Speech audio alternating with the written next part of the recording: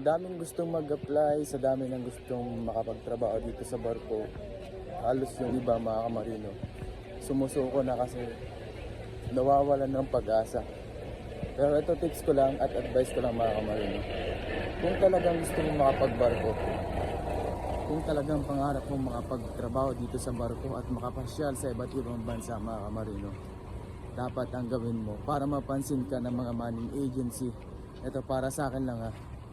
Dapat mag-gain tayo ng mas magandang experience kung sakaling hindi tayo napapansin ng mga manning agency. Kasi pag mas maganda yung experience natin, katulad ng sa 3 to 5 star hotel mga kamarino, yun mas malaki yung chance natin makapasok dito sa cruise ship.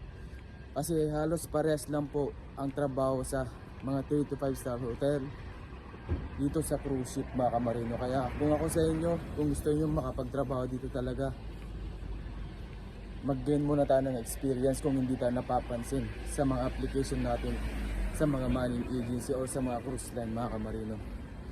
Kaya huwag kayong mawalan ng pag-asa. Kung hindi ka man napapansin ngayon, kung hindi naman natatawagan for interview ng mga manning agency, okay lang yan. Kasi kung talagang para sa iyong pagbabarko, ibibigay sa iyo ng may taas mga kamarino. Kaya mas maganda mag-gain tayo ng experience sa mga 3 to 5 star hotel para mas malaki yung chance natin makapasok dito. So yun lamang. God bless and good luck sa ating lahat mga kamarino. Huwag kang susuko.